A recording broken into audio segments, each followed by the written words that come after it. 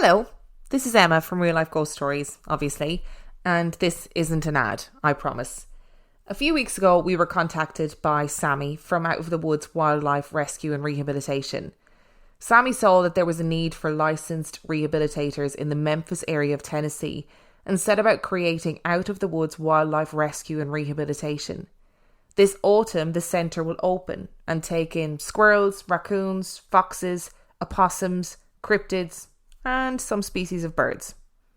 It costs around $250 to rehabilitate a baby raccoon and get them strong and fit enough to be released back into the wild.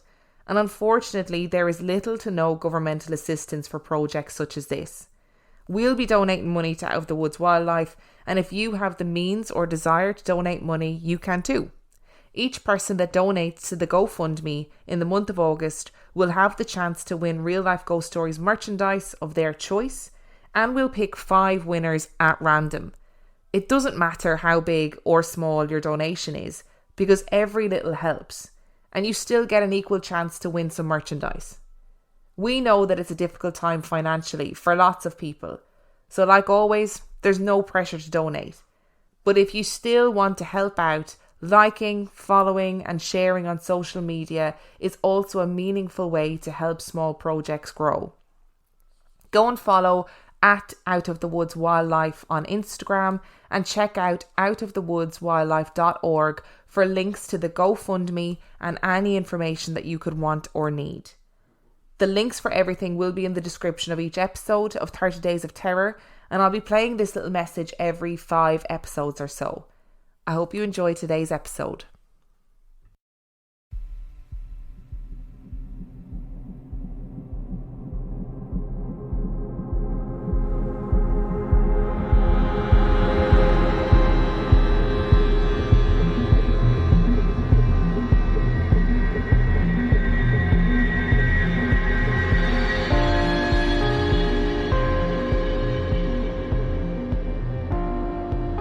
Hello and welcome to day 30 of 30 Days of Terror. How you do?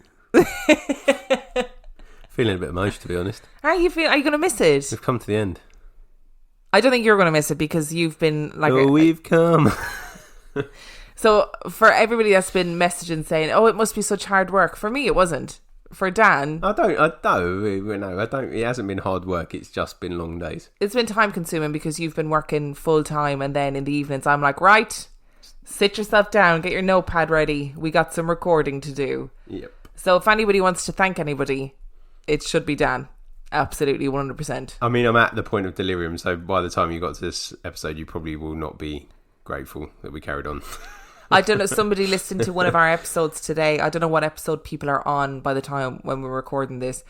And they commented on the Facebook group being like, God, that was a bit mad, wasn't it? And yeah, it was. Sorry. It's just all been a bit wild, really.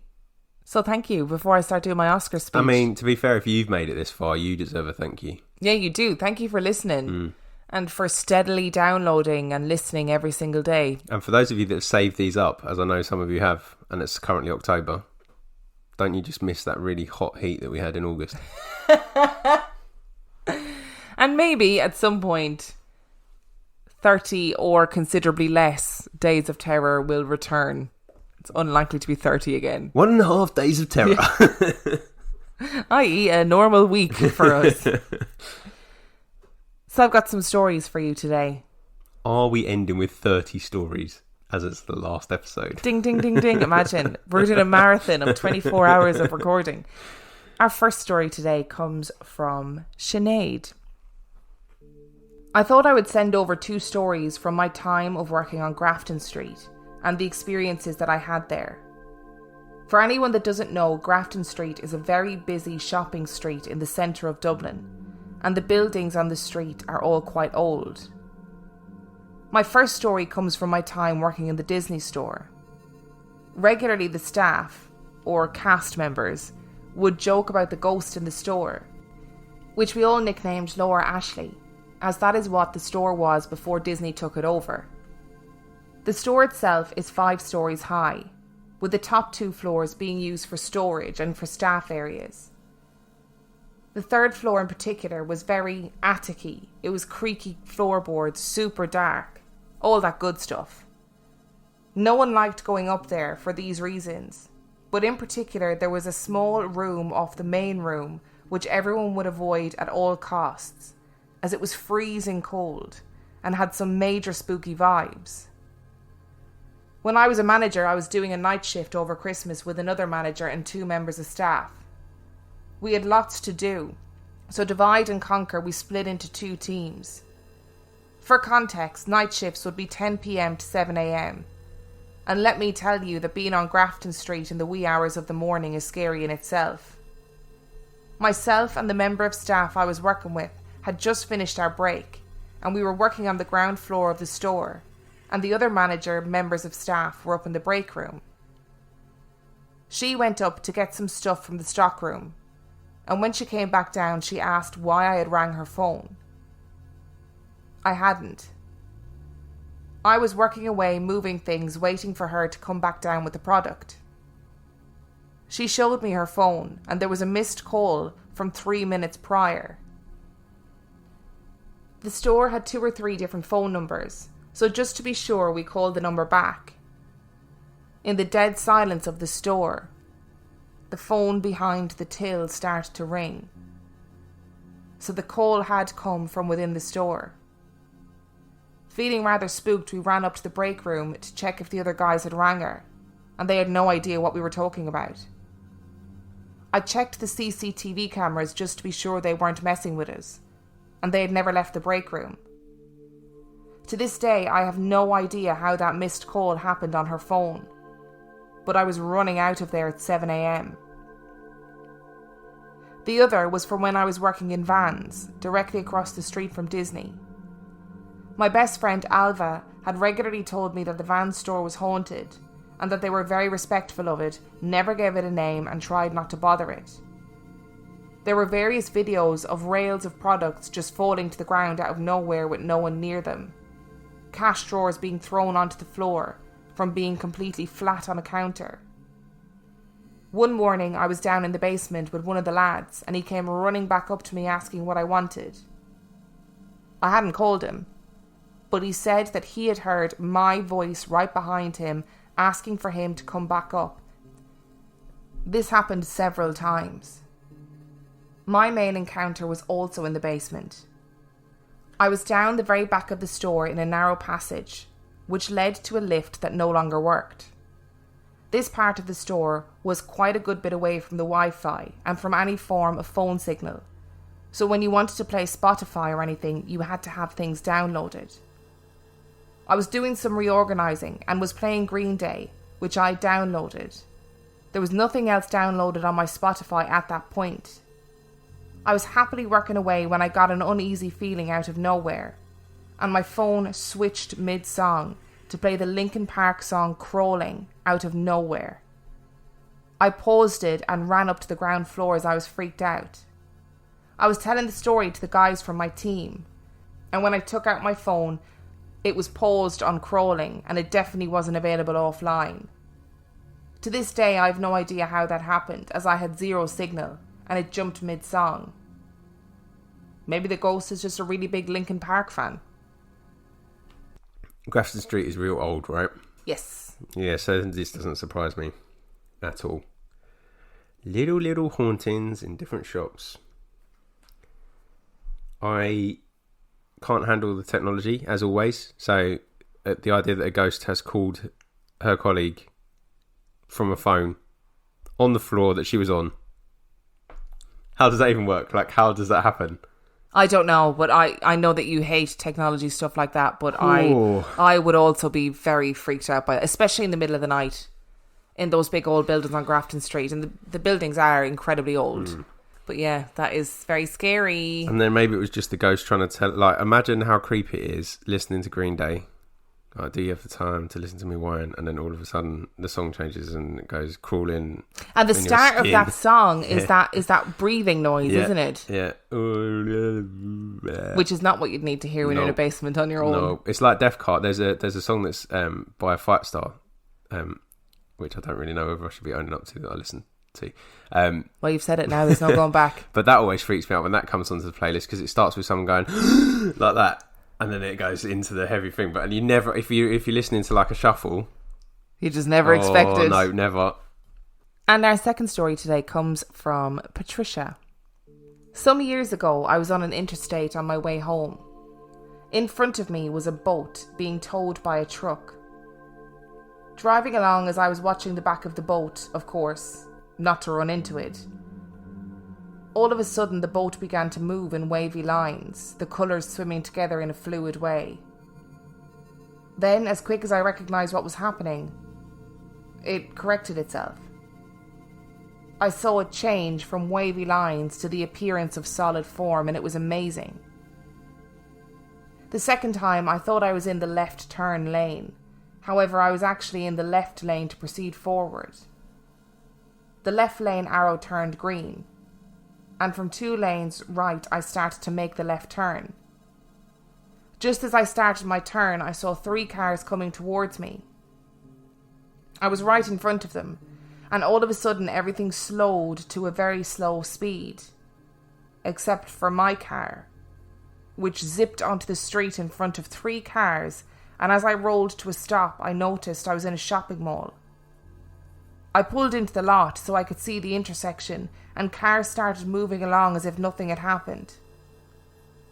I was so shook up and shocked that I burst into tears. I never even heard tyres screeching to avoid hitting me. I cried for half an hour, praying in gratitude that I did not cause a multiple car pile-up or, God forbid, hurt somebody. Patricia, I feel you might be discovering your superpowers. I think everybody's done that. I've seen that you know, that thing where the green light goes to turn left. Oh, yeah. No. And you think that it's your light to go or whatever happens. Like, everybody's done that. And there's a particular intersection where we live where I've seen so many people accidentally run red lights or turn in the wrong lane or whatever it is, because there's so many different green lights. No judgment on the driving. It's more the fact that you somehow slowed down time. That's what I mean. What I mean is we've all been there doing that. I've done it countless times, and people have had to like slam on their brakes, and I've had to slam on my brakes. Time has never slowed down. No. Patricia, you are a superhero. Are you a superhero? Are you a super? Are you a hero? I was going to say, are you a mutant? But that's really mean, isn't it? Are you a mutant? That's amazing. As an X-Men mutant. I know. Yeah. Yeah, that's incredible. I don't know what the wavy line's about, though. That's also kind of cool. That is quite cool. Maybe it's a glitch in the Matrix story. Well, her email was titled 2 examples of a glitch in the Matrix. Yep. And I've been reading a lot of glitch in the Matrix stories lately, and they're fucking me up. Just for fun. That's what the type of thing that I like to do, is just read stories to traumatize me. I think the glitch in the Matrix ones are really genuinely frightening, though, because they're so simple and ordinary, but so mad at the same time. I've got a theory, because I was watching a documentary last night in bed called Back to the Future Part 2, and Doc Brown realised that they changed the future by bringing something in the past and changing the past. So maybe all these glitches are caused by multiple time travels that are going on that we never know about. And our final story of 30 Days of Terror comes from Abby. My mum has always been extremely open to the paranormal and has many fascinating stories to tell, stretching from spirits to fairy-like entities. So I've also been incredibly open to the concept of the paranormal my entire life. This first story was told to me by my mum when I was about 13 years old, as she believed that I could handle it. She told me that for the first 6 months after I was born, whenever my mum would settle me in my crib, there would be what she described as a 12-year-old boy stood next to the crib. Understandably, this made my mum rather uncomfortable, as I have no siblings, and definitely none that were wearing mid-18th century clothing. After seeing this every day for a few months, my mum simply asked the boy who he was, and the answer she received cemented her belief of past lives and old souls. This boy had told her that he was my older brother Tobias, and that he just wanted to check that I was okay. After that day, my mum never saw this boy again, but often felt his presence in my bedroom. There was another event that freaked my parents out that I have no memory of. Surprisingly, it was my father that told me of this day, as he refuses point blank to believe in ghosts. I think it has imprinted itself into his memory. In his account, he said that he, my mum and I were walking around a village on holiday, when me, at 2 years old, casually pointed out a graveyard and said, in toddler speech, "Look at all the people." My one question is, why would you want to haunt a graveyard? Personally, the first experience I can remember is a rather comforting one. I was 4 years old, and it was my first day of primary school. I was sat at the bottom of my stairs doing up my Velcro school shoes when I saw my cat walking past the bottom step of the stairs. I obviously tried to reach out to stroke her, but I couldn't, as she had disappeared in front of me. At the time, I didn't really think much of it, and mentioned it to my mum when we got in the car. She didn't really react, but only reminded me that our cat had died the year before. Once again, I didn't really pay it any mind, but what 4-year-old would? For slight background, the village in Hampshire that I've lived in my entire life has an old tale of a phantom coach and horses that travels down the main road, which conveniently runs through my house straight under my bedroom. In this experience, it was about 6 a.m. when I would wake up for school, and everything seemed completely normal. I'd been awake for about 10 minutes, when I heard the sound of horses' hooves on stone extremely close to me. Where I live, it is not uncommon for people to ride horses, but it is very easy to tell their position in relation to you through the volume of their hooves. This particular time, the sound was incredibly loud, with no build-up, and then it stopped suddenly after a few seconds.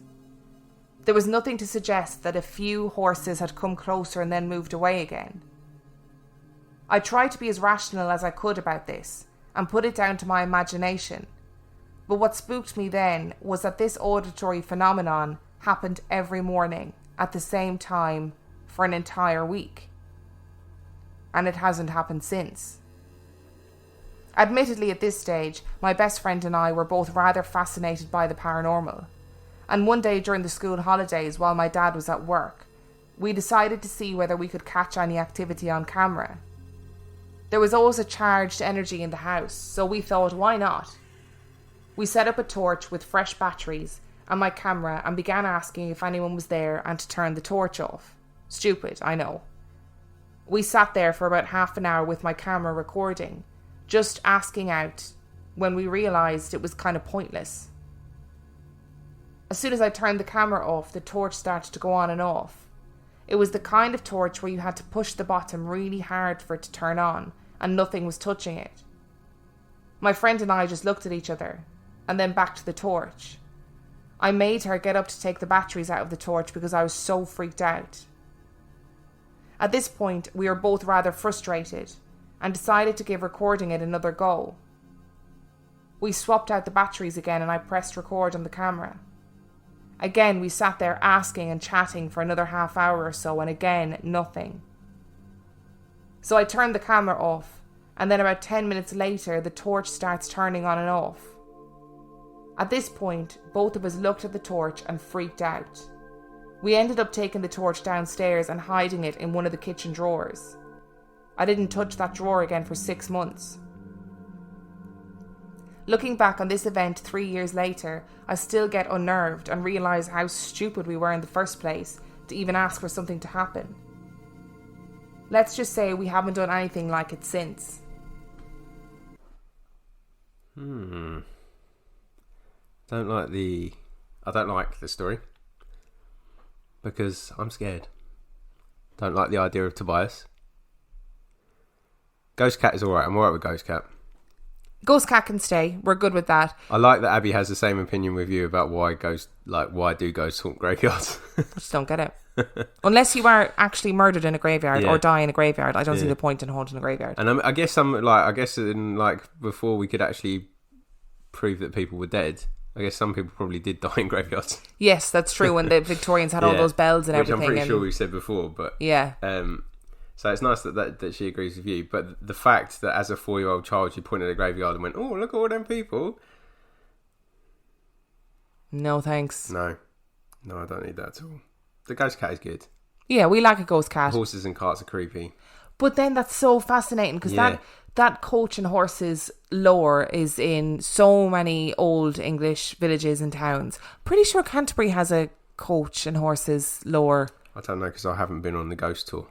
Potentially. I mean, if only one of us had been on the ghost tour. I mean, if only.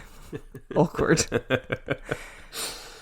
But I think Canterbury does have a coach and horses lore. And I think lots of... Wouldn't surprise me. Lots of old towns and villages do. So I think it's really fascinating that you'd hear that specific sound of hooves at the same time every morning. How weird is that? I'd be rushing outside to see the horses. You would. You love a good horse. I do. Yeah, I'm not. I don't know. I thought actually when Abby was talking about sitting on the stairs, the cat story, I thought she was going to say that she saw a 18-year-old boy Imagine. in 18th century clothing. Oh, you'd shit yourself. Who came and tied their shoelaces for her.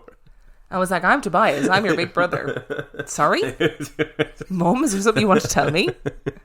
Imagine if she did have a real big brother that just exclusively dressed in Victorian, 18th century clothing. Well, I was walking through Canterbury the other night. It was Friday night, and this... You saw a milkman? No, I didn't, but it made me think of you, and I forgot to tell you. I was walking through the town centre, and it was really busy, and everyone was drinking, and everyone was pissed because it was hot, and it was all laddish and crazy. And then just strolling down the high street was this man who was easily about 6'5", wearing a big top hat and a full almost floor length trench coat and an 18th century steampunk-esque outfit. Okay. And it was amazing. Was he alone? Yes. Ghost. Just saying. So if you enjoyed 30 Days of Terror... Then I've got some news for you, because in October I will be doing the original 31 Days of Terror, and I will be streaming every single day for 31 days, a new horror game each day, ending in a stream of the new Dark Pictures anthology game, which I can't remember the name of. So look out for it. But if you want to find out more about our podcast, you just took me by surprise. So that was if you use Twitch, if you're on Twitch, if you have Twitch, probably need add Dan on Twitch. It is Milo Skiba, MILOSKIBA, and you can watch him streaming for 31 days straight. I mean, he's literally streaming for 31 days, whatever amount of hours that is, non-stop. It's one stream a day. One stream a day, and it'll be a different horror film game every single day. So go and give him a follow on Twitch. If you missed his username on the website, there is a little tab that goes straight to his Twitch account where you can add him there. And our website is reallifeghoststoriespodcast.com, where you can find all the information that you want about us, including our social medias, including our Patreon, and including the email address where you can send your own stories to. Now, I know that everybody is going to want to know where we got up to. Yes. We got up to... I do actually want to know that. The end of January 2020. Ooh, we broke the year. I thought we were going to be caught up on ourselves. So as I said at the top of this episode, there will be some sort of less than 30 Days of Terror reboot at some point. I don't know when that's going to be. I don't know what it's going to look like, but we will do something similar again. We could do a Halloween week special, for example. Potentially. And on that note, we shall see you next week. Bye.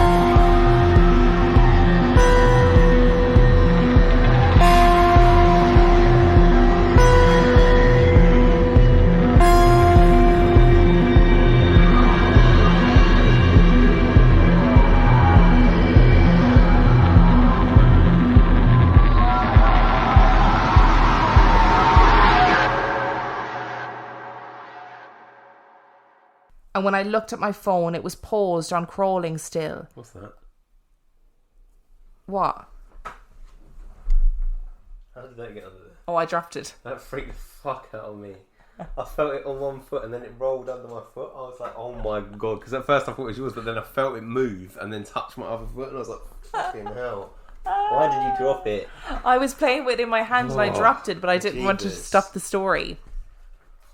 I thought you had heard something. I was like, what? No, something under the table freaking me out. Sorry.